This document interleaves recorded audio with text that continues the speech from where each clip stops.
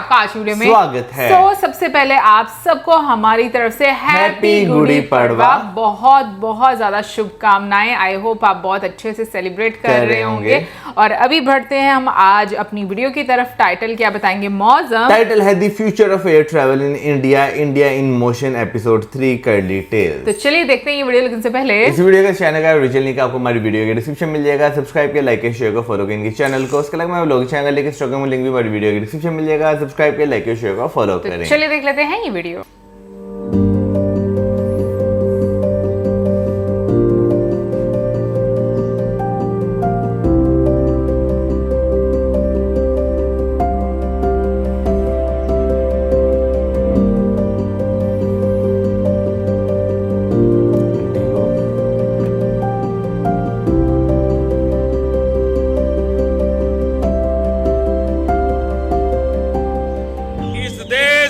सुविधाएं अमीरों को प्राप्त हैं, वो मेरे देश के गरीब को भी मिलनी चाहिए।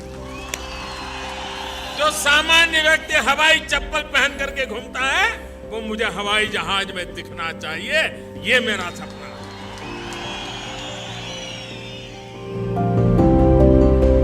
अच्छा, क्या आपको अपनी पहली फ्लाइट याद है? मुझे तो है। मुझे भी मुझे भी जमाने याद में है। एरोप्लेन से ट्रैवल करना बहुत बड़ी बात लगती थी, सिर्फ अमीरों के बस की बात। पर आज पूरे देश का आम नागरिक उड़ान सिर्फ गवर्नमेंट रन स्कीम नहीं, बल्कि हिंदुस्तान की हकीकत है। तो कैसे आया ये बदलाव इंडिया की एविएशन इंडस्ट्री में? किस तरह से हो गया प्लेन में ट्रैवल करना एक अफोर्डेबल मोड ऑफ ट्रांसपोर्ट? अब चाहे आप हवाई चप्पल पहने या इम्पोर्टेड शूज, हवाई जहाज का ये सफर टेक ऑफ हो चुका है भारत के हर कोने से। सफर जरूर छोटा हो गया है, पर हमारे सपनों की उड़ान और भी ऊंची हो चुकी है। कितना अच्छा रनवे है ना। बहुत बैकग्राउंड बहुत अच्छा है। कुर्सी की पेटी कस कर बांधे, क्योंकि ये फ्लाइट टू द फ्यूचर बड़ी मजेदार होने वाली है।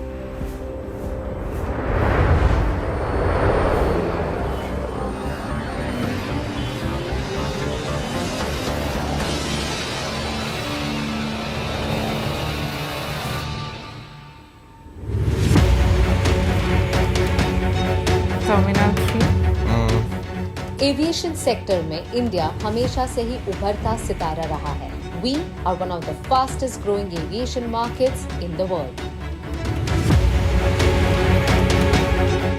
इंडिपेंडेंस से लेकर 2014 तक हमारे देश में थे 74 एयरपोर्ट्स, पर पिछले 10 सालों में 83 और नए एयरपोर्ट्स बने हैं, जिससे आज भारत में टोटल 157 एयरपोर्ट्स हो चुके हैं।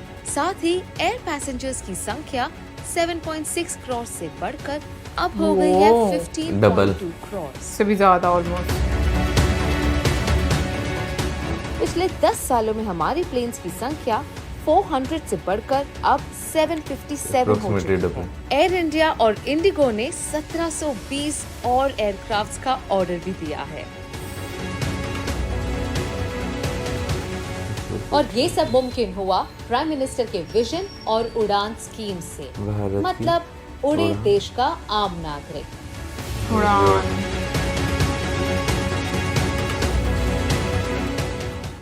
पीएम मोदी का विजन था कि अगर ट्रेन्स देश के हर कोने में जा सकती हैं, तो प्लेन्स क्यों नहीं? और इसीलिए उन्होंने सबसे दूर दराज की सिटीज और टाउन्स को एयर कनेक्टिविटी की सुविधा दी, जिससे वो कई सालों से वंचित रहे हैं। जो सामान्य व्यक्ति हवाई चप्पल पहन करके घूमता है, वो मुझे हवाई जहाज में दिखना चाहिए। ये मेरा सपना है। उड़ान स्कीम के तहत कुछ सेक्टर्स की फ्लाइट टिकट्स की प्राइस को स्टैंडर्डाइज किया गया है। कई एयरपोर्ट्स जो सेवा में नहीं थे, उन्हें स्टार्ट किया गया। 545 न्यू एयर रूट्स क्रिएट किए गए और 84 न्यू डेस्टिनेशंस ऐड हुए through airports, heliports and aerodromes.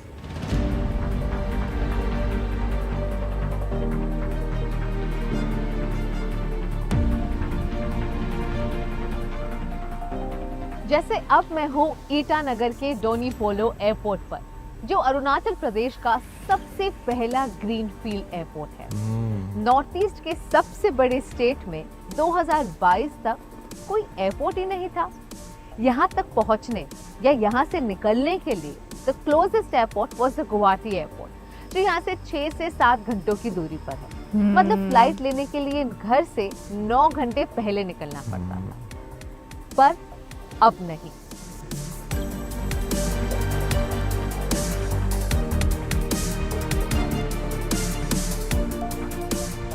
एक पूरा नाइट वेस्ट होता था, और अगर आपको डिब्रूगढ़ जाना है देन आपका पूरा होल डे वेस्ट होता था। तो इसके आने से अब आपका पूरा एक डे सेव हो गया है आपको। और जो आप पहले प्लान करते थे घर जाने के लिए कि 2-3 मंथ में एक बार जाएंगे, अब now you can make plans with in 15 days also. Infrequent. So things have become very convenient.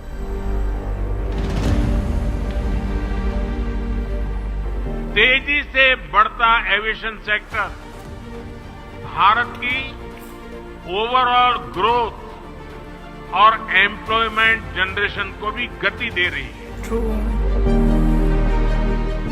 जो औरतें पहले घर बैठती थी, अब उन्हें मिला अवसर अपने पैरों पर खड़ा होने का। पहले तो जैसे घर पे बैठी थी, कुछ पैसा वगैरह हाथ पे नहीं था। अभी मतलब यहाँ काम करके अपना लाइफ जैसे खुद का कुछ लेना हो, कुछ करना हो। और मेन बात ये है मैम, इधर आके मैं बहुत सारा बात मतलब हर नॉलेज सीखी हूँ। जैसे पैसेंजर से कैसे, लोगों से कैसे जान पहचान होते हैं, कैसे बात करते हैं। We are coming up with a new airport, which is I think by 2025 it will be ready.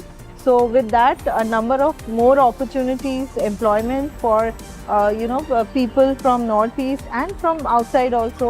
A lot of scope here. ऐसे पैसेंजर को एसेस करते हैं, डीजीआई एनरोलमेंट करते हैं। जैसे डीजीआई तो अभी नया अभी 6 मंथ हुआ है गुवाहाटी में, तो उसकी वजह से हम लोग को पैसेंजर एसेस करना पड़ता है। और उनको जाके एक ऐप होता है डीजी यात्रा ऐप, उसमें जाके एनरोल करना पड़ता है। Indian aviation is on an upward trajectory, is doing excellent. In fact, we're going to see more growth in terms of infrastructure, number of flights, airports around India. So that's a great sign, and also connecting bigger cities to tier 2 cities. So we should all be very positive about it. And also India right now has the highest percentage of women pilots in the world.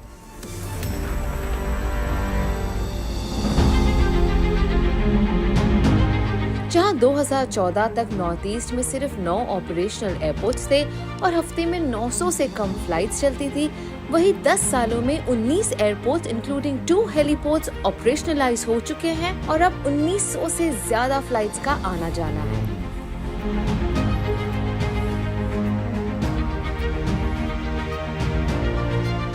Agriculture हमारे देश का main source of revenue है, तो क्यों ना किसानों के लिए आसान, फास्ट और अफोर्डेबल मोड ऑफ ट्रांसपोर्ट हो।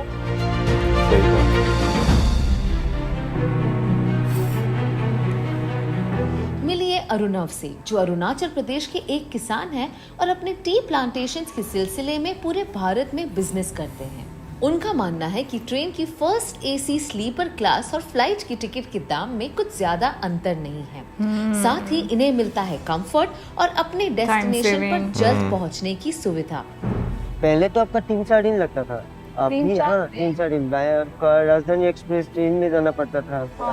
ऐसे बहुत प्रॉब्लम था, लेकिन अभी फ्लाइट हो जाने के बाद काफ़ी आसान हो गया और आपका वही बहुत ही कम समय में हम लोग एक जगह से दूसरी जगह जा सकते हैं और बिजनेस के पर्पस के लिए आपका बिजनेस बढ़ा सकते हैं।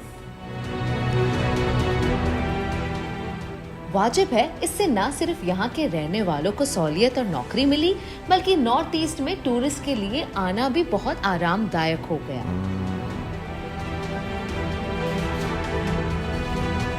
मेरा ये पक्का विश्वास रहा है कि पूर्वी भारत और खासकर पूर्वोत्तर भारत 21वीं सदी में देश के विकास का इंजन बनेगा। नॉर्थ ईस्ट में कनेक्टिविटी बढ़ने से आसाम के Kaziranga national park has become one of the most visited places in India. उड़ान स्कीम के बाद 2017 में जहां सिर्फ 1.8 लाख टूरिस्ट आते थे, वहां 2021 में वो नंबर बढ़कर हो गया 2.8 लाख टूरिस्ट का। And I am sure this number is constantly increasing.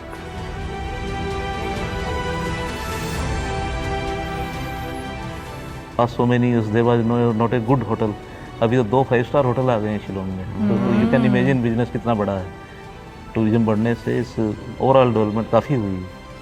तो government of India is doing a tremendous job. So ये तो आने वाले टाइम में तो मेरे ख्याल से नॉर्थ ईस्ट और मे बी नॉर्थ या साउथ से कोई डिफरेंस नहीं रहेगा।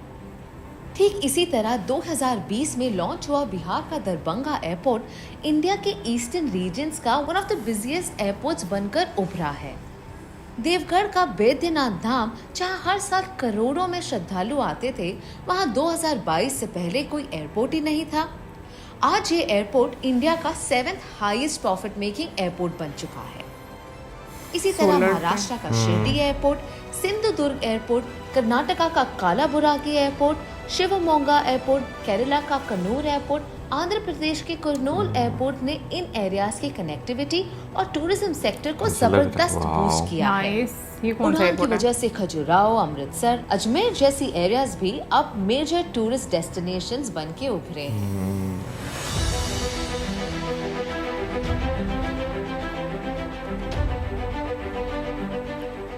अयोध्या देश के 7 पवित्र स्थानों में से एक है और नए राम मंदिर बनने से ये एक इम्पोर्टेंट रिलीजियस टूरिज्म स्पॉट तो है ही, बल्कि एक सिग्निफिकेंट इकोनॉमिक कॉरिडोर भी। कुछ महीनों पहले तक अयोध्या पहुंचने के लिए आपको लखनऊ तक फ्लाइट और उसके बाद 3 घंटे का सफर तय करना पड़ता था, या एक लंबी सी ट्रेन जर्नी। पर अब नहीं, आप अब अयोध्या कुछ ही घंटों में पहुंच सकते हैं, देश या विदेश के हर कोने से। ये है महर्षि वाल्मीकि इंटरनेशनल एयरपोर्ट इन अयोध्या। छोटा सा लेकिन डिसेंट सा है ना।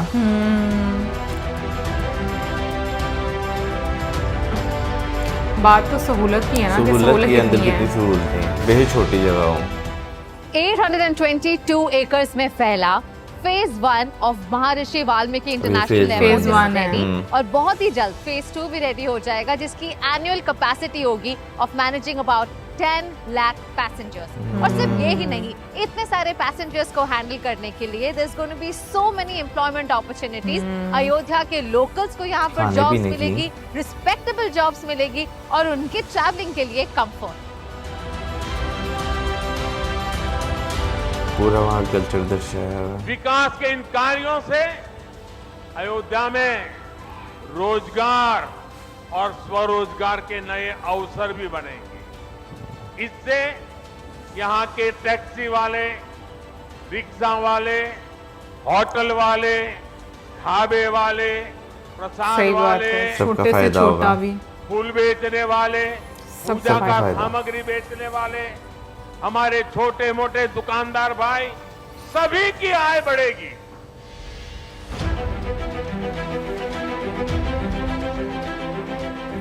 कम से कम 20,000 लोगों को वर्क मिलेगा, जिनको अब अपनी सिटी छोड़ के जाके बाहर जॉब करने की ज़रूरत नहीं है।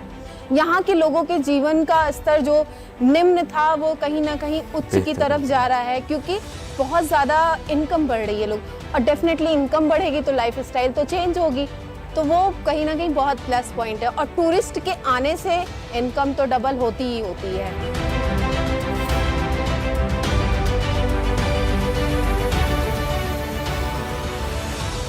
शहर में जब एक एयरपोर्ट बनता है तब वो सिर्फ कनेक्टिविटी नहीं बढ़ाता, वो बन जाता है एक इन्वेस्टमेंट अपॉर्चुनिटी, जिससे होता है इकोनॉमिक डेवलपमेंट, और उसी का रिजल्ट है एम्प्लॉयमेंट जनरेशन, लोगों के बीच में स्टेडी आमदनी, और उससे मिलती है बेटर स्टैंडर्ड ऑफ लिविंग, और उसी का नतीजा होता है शहर में खुशहाली।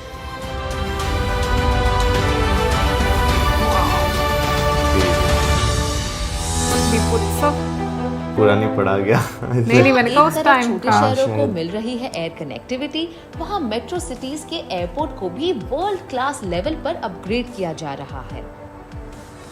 दिल्ली का तो एयरपोर्ट वैसे बहुत खूबसूरत है ना। ये दिल्ली का था? नहीं, ये मुंबई का लग रहा है। मुंबई का? लेकिन एलिफेंट से तो मुझे और हासिल फ्री बनाने के लिए मिनिस्ट्री ऑफ सिविल एविएशन ने लॉन्च किया डिजी यात्रा ऐप। अब हम इससे कॉन्टैक्टलेस, पेपरलेस और रिस्क फ्री बहुत अच्छा है। जल्द ही एयरपोर्ट एंटर कर सकते हैं। टाइम सेविंग बहुत। या दिल्ली हो गया, मुंबई में हो गई। As you can see, perpetually running late all the time. So for me, Digi Yatra has been a godsend. Fast track तो होता ही है, और एक वीआईपी की फीलिंग आती है कि you are straight apart. And सबसे अच्छा फायदा मुझे लग रहा है कि इस पे ना मेरे सारे रिकॉर्डिंग हो जाती है। Travel very frequent traveller soul you can call me, and I have a full record where I have gone, where I have not gone. DJ यात्रा से अपन 20 मिनट बचा लेते हैं. You get in quickly. आप तो सिक्योरिटी में वहाँ पे अंदर भी फटाक से क्विक एक्सेस मिल जाता है. आधार कार्ड वगैरह कैरी नहीं करना पड़ता. It's so much easier. Services to the normal passengers is like business class. ऐसा लग रहा है कि अपन 2-3 साल में अमेरिका मूव हो जाएंगे क्योंकि ये अमेरिकन एक्सपीरियंसेस के बराबर हो गया है. बहुत. डिजी यात्रा से हुई आपकी सुपर फास्ट एंट्री और अब self baggage drop and fly facility से all you have to do is drop the baggage by yourself and ये फ्लाई. भी बहुत अच्छा.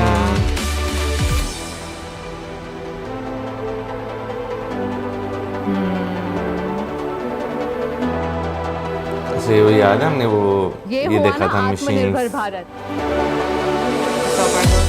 बोर्डिंग एक्सपीरियंस फास्ट और अच्छा करने से सिक्योरिटी में भी कोई कमी नहीं हुई है. एडिशनल एक्सरे मशीन्स इंस्टॉल हुए हैं और इंटरनेशनल सिविल एविएशन ऑर्गेनाइजेशन ने हमारी फ्लाइट सेफ्टी की रैंकिंग 102 से 55 कर दी है. ये इंडिया की highest ever ranking. Very good. Delhi.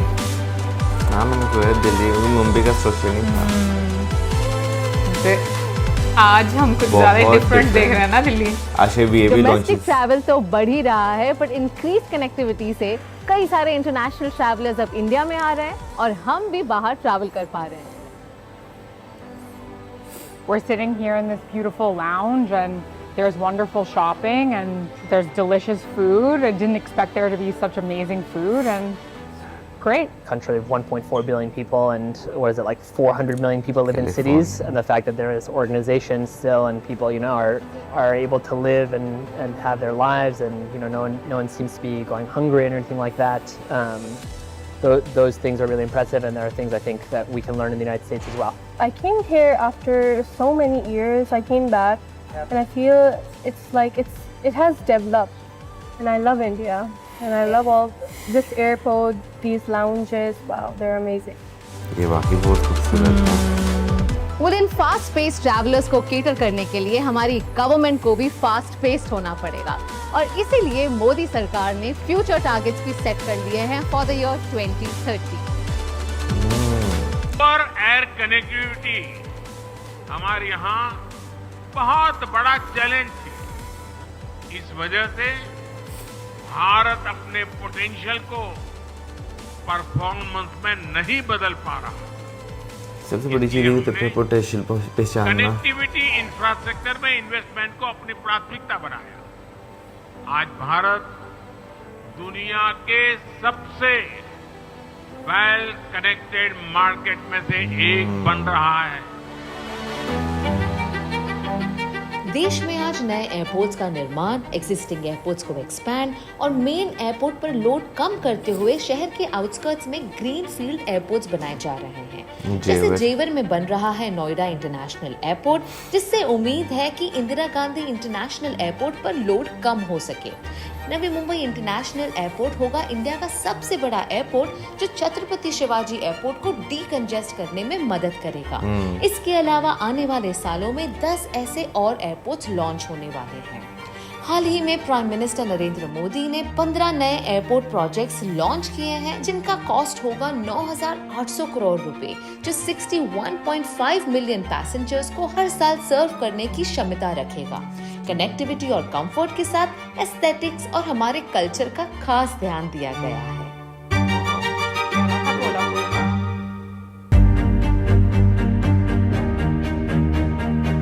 Bengaluru का केम्पागौड़ा टर्मिनल 2 बिल्डिंग इतना खूबसूरत है कि यूनेस्को ने इस एयरपोर्ट को वर्ल्ड के सबसे खूबसूरत एयरपोर्ट्स में से एक अनाउंस किया है. यहाँ आपको दिखेंगे लैंडस्केप गार्डन्स, वाटर बॉडीज और green spaces through out the terminal. साथ ही साउथ इंडियन ट्रेडिशनल आर्किटेक्चर को इंटीग्रेट किया गया है.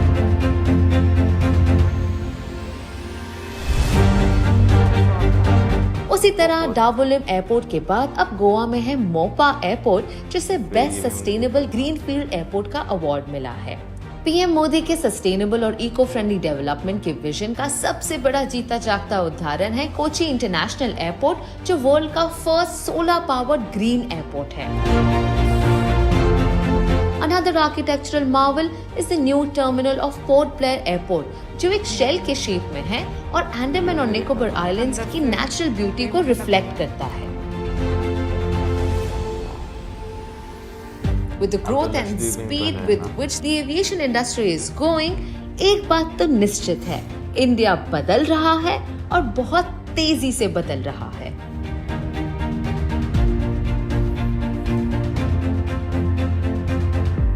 पिछले 10 सालों में सिर्फ इंडिया की एविएशन इंडस्ट्री ने उड़ान नहीं, बल्कि भारत के हर छोटे गांव, शहर और कस्बों के रहने वाले लोगों के सपनों ने ली है। वही सपने जो आज हकीकत बन रहे हैं, वही सपने हैं नए भारत की नई पहचान। सपने हम देखेंगे, संकल्प करेंगे हमारे प्रधानमंत्री। Until next time, it's me Kamya जानी signing off.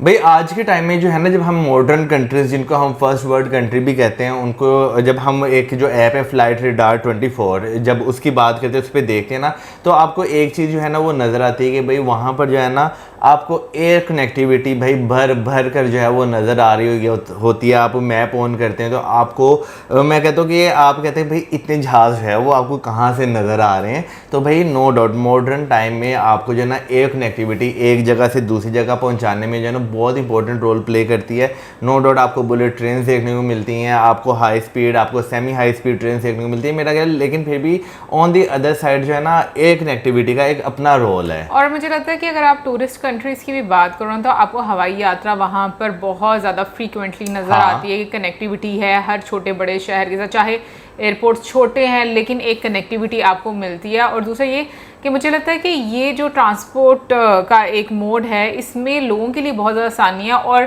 स्पेशली मैं बात करना चाहूँगी कि एक ऐसे मतलब क्लास को टारगेट करना जो कि पहले अफोर्ड नहीं कर सकती थी, लेकिन उनके लिए इतनी आसानी पैदा करना।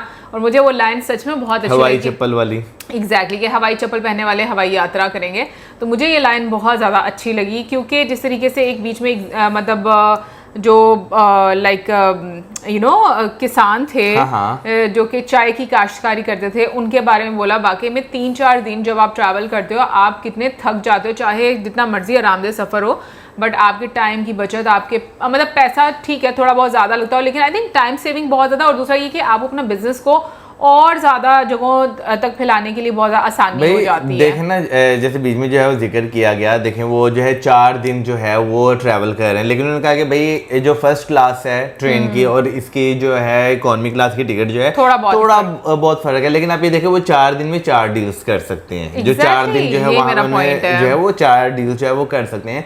तो नो डाउट भाई पैसा जो है और टाइम जो है वो बहुत ज़्यादा जो है वो आप बचाते हैं।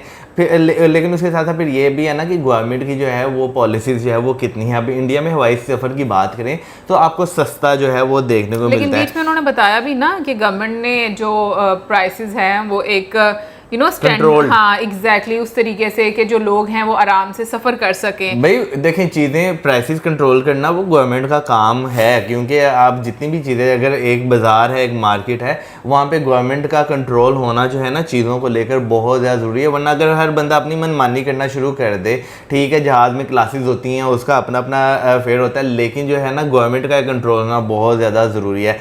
वैसे मैं एयर टिकट की बात कर रहा था, अभी जैसे हम बात करें अगर आपने लाहौर से जो है दुबई जाना हो, ठीक है आपको 1 लाख रुपए से ज़्यादा की जो है वो टिकट जो है मिलती है, लेकिन 1 लाख में नहीं आ जाती, 1,08,10,000 रुपए की है। अच्छा ठीक है, वो एयरलाइन भी डिपेंड करती है। अगर आपने जो है लोकल एयरलाइन पे जाना है वो मेरा ख्याल है कोई 97-98,000 रुपए की है। उस पे तो मत जाएं, 10,000 रुपये एक्स्ट्रा खर्च कर लें।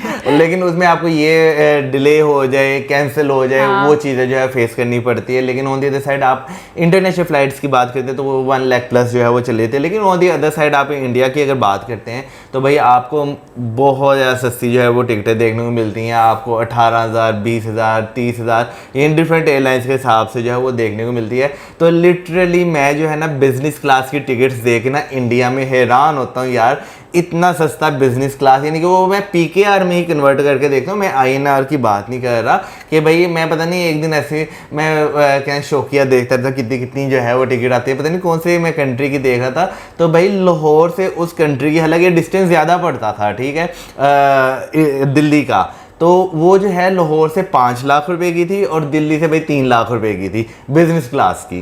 तो आप ये देखें 3 लाख आई है पाकिस्तान की, पाकिस्तानी PKR में मैं चेक कर रहा था। तो आप ये देखें कितना जो है वो टैक्सेस जो है उसमें फ़र्क आपको देखने को मिलता है। बिल्कुल, लेकिन मुझे ये लगता है कि जितने भी आप इस तरह से एयरपोर्ट्स बनते हैं उसमें जॉब अपॉर्चुनिटीज तो नो डाउट बहुत ज़्यादा निकलती हैं, लेकिन जो वहाँ पे लोकल टूरिज्म बढ़ता है और जो लोकल्स को फ़ायदा होता है वो एक अलग से आप देखो कि प्रॉस्पेरिटी होती है कि किस तरीके से एक सेक्टर में तो ठीक है आपको अच्छा एक जॉब अपॉर्चुनिटीज़ मिल रही हैं, लेकिन मुझे लगता है कि वहाँ पर जैसे खाने पीने की दुकानें जैसे कि PM मोदी जी ने भी बात की, फिर उसके अलावा अगर होटल्स की बात की जाए, रेस्टोरेंट्स की बात की जाए, मतलब हर सेक्टर में आपको छोटे से लेकर बड़े बिजनेस तक हर साइड पर आपको एक आप कह लो कि बेहतरी नज़र आती है। और एक और चीज़ जो मुझे बड़ी अच्छी लगती है और वो ये है कि वुमेन एम्पावरमेंट, और जिस तरीके से बीच में डिफरेंट आप कह लो कि जो जॉब्स हैं उनके अकॉर्डिंग महिलाओं को दिखाया गया, उनकी बात जो, तो मुझे ये बड़ा अच्छा लगा कि जो एयरपोर्ट की हाउसकीपर थी उन्होंने जो बात की ना मुझे बहुत अच्छा लगा उनका, कि मतलब एक कॉन्फिडेंस आता है, आपको पता चलता है, आप लोगों के साथ इंटरेक्ट करते हैं बहुत सारी चीज़ें और फिर उसके बाद आपको सीखने को बहुत कुछ मिलता है। हालांकि उन्होंने ये बात भी बोली कि आप अपनी पसंद से कोई चीज़ ले लेते हो, मतलब आप इंडिपेंडेंट हो जाते हो, लेकिन जो उन्होंने ये बात की ना कि सीखने को बहुत कुछ मिलता है, इस चीज़ से मुझे बहुत खुशी हुई है। भाई देखिए आप घर से बाहर निकलते हैं ना, बेशक मर्द हो औरत हो, आपको जो है ना बहुत कुछ सीखने को मिलता है, आपके अंदर कॉन्फिडेंस आता है, दुनिया में आपको किस तरह चलना है, किसको किस तरह ट्रीट करना है, किससे किस यानी कि कैसे बात करनी है, आपको ये सारी चीज़ें जो है ना वही पता चलती है। क्योंकि अगर हम एक शैल में बैठे रहे, घर में बैठे रहे, आपको नहीं पता चलता कि भाई बाहर की दुनिया में क्या चल रहा है, बाहर दुनिया बहुत आगे चली जाती है और आप वहीं के वहीं बैठे रहते हैं। तो मेरा ख्याल है कि भाई टाइम के साथ साथ जो है ना हर इंसान को जो है ना ये चीज़ें जो है वो सीखनी चाहिए कि भाई आपको जो है ना एक बंदे के साथ कितने अच्छे बिहेवियर में जो है बात करनी है। वैसे भाई बीच में एक छोटा सा ग्लिम्स जो आया था कोल्हापुर एयरपोर्ट का, भाई वो मैं कहता हूँ वो ब्लैक कलर जो था ना वो बड़ा एक ब्यूटीफुल कह लें, एलिगेंट कह लें लग रहा था। मुझे तो कोल्हापुर का जो मतलब एयरपोर्ट का कलर है ना वो कोल्हापुरी की तरह ही लगा है, लाइक क्योंकि वो बहुत फेमस है ना, तो उस तरह से वैसे मुझे लगा। बाकी इंटीरियर उसका कैसा है वो तो आप हमें सजेस्ट करें कोई वीडियो ताकि हम लोग देखें। और बाकी ओवरऑल मैं कहूँगी ये बहुत अच्छी वीडियो थी एंड आई होप कि आने वाले टाइम में मज़ीद चीज़ें जो हैं वो हम लोगों को डेवलपमेंट नज़र आए, हमारे कंट्री में भी और इंडिया में भी। लेकिन मुझे एक चीज़, भाई इंडिया में तो नज़र आ रही है, हमारे कंट्री में भी नज़र आना शुरू हो जाए। बट मुझे ना एक चीज़ बड़ी अच्छी लगी, जैसे PM मोदी जी ने भी ये बात बोली ना कि पोटेंशियल मतलब जो होता है उसको जब एक लीडर रियलाइज़ करके उससे काम लेता है और काम करता है, लाइक चीज़ें इम्प्लीमेंट होती हैं, मुझे लगता है तब फायदा होता है। क्योंकि जो लीडर्स होते हैं पोटेंशियल का तो उनको सबको पता होता है, लेकिन काम करना और काम करवाना ये बड़ा इंपॉर्टेंट भाई यही चीज़ जो है ना मैं बिल्कुल एग्री करूंगा PM मोदी जी से कि जितने भी लीडर्स होते हैं ना, क्योंकि दुनिया में जितने भी मुल्क हैं ना, बेशक छोटा है बेशक बड़ा है, भाई उन्हें पोटेंशियल का पता होता है कि भाई हम क्या काम करेंगे कि लोग हमारी तरफ जो है ना वो अट्रैक्ट होना जो है वो शुरू हो जाएंगे। तो अब वो काम करते हैं नहीं करते ये उन पर जो है वो डिपेंड करता है, क्योंकि बहुत सारे लीडर्स जो हैं वो अपनी धरती का जान कर भी कि भाई यहाँ पर ये चीज़ें हैं, हम ये चीज़ों को अट्रैक्ट कर सकते हैं, उसके बावजूद काम नहीं करते। लेकिन ऑन दी अदर साइड ऐसे कंट्री भी हैं जो बिल्कुल रेगिस्तान है और उन्होंने अपने आप को इस तरह डेवलप किया हुआ है कि भाई वहाँ पे ये छोटे छोटे आइलैंड कंट्रीज हैं, उन्होंने अपने आप को इस तरह डेवलप किया हुआ है कि भाई पूरी दुनिया वहाँ से अलग है, कोई देखने वाली चीज़ नहीं होती, कुछ नहीं होता, लेकिन फिर भी दुनिया आ जाती है वहाँ पर। नहीं देखने वाली चीज़ तो होती है नहीं, जैसे यार अब मैं अगर बात करूँ पाकिस्तान इंडिया की बात करूँ या नेपाल की बात करूँ, यहाँ पे आपको नेचुरल लैंडस्केप जो है वो बहुत ज़्यादा नजर आते हैं, ठीक है ना। ऑन दी अदर साइड अगर आप सिंगापुर की बात करें वो सेल्फ मेड है, ठीक है ना। आप दुबई की बात करते हैं वो सेल्फ मेड है। तो इस लिहाज से मैं बात कर रहा बट हूँ। मौसम तुम ये भी तो देखो कि उन्होंने किस तरीके से वो मेंटेन कर लिया तो हुआ है यही ना कि वो सेल्फ मेड है, उन्होंने बट आप ये नहीं कह सकते कि वहां पर देखने वाला क्या है। भाई मैं ये नहीं कह रहा वहाँ पे देखने वाला, यानी कि अगर आप आज से कोई 40-50 साल पीछे चले जाए ना, हाँ। ठीक है ना, उन कंट्रीज की आप हिस्ट्री देखते I हैं, know। वहाँ पे बहुत बुरे हालात थे, ठीक है ना, बिल्कुल उस तरह के नहीं जैसे आज आपको देखने को मिलते हैं। लेकिन ऑन द अदर साइड हम यहाँ पर देखें ना तो भाई हजारों सालों से लैंडस्केप जो है आपको खूबसूरत जो है वो देखने को मिले, लेकिन फिर वही बात होती है कि भाई आप अपने पोटेंशियल को जान नहीं पाते। उन कंट्रीज ने अपने पोटेंशियल को जाना और वो आज जो है एक अलग तरीके से जो है वो स्टैंड कर रहे हैं। हमारे यहाँ पर होते हुए सिर्फ जो है एक्नॉलेज करने की जरूरत है और हम कर नहीं रहे। बिल्कुल। एनीवे गाइस, ये तो थी हमारी आज की वीडियो। आई होप आपको अच्छी लगी होगी और इसी के साथ मेरे वीडियो Like, चैनल करें, subscribe, वीडियो share. पसंद Goodbye.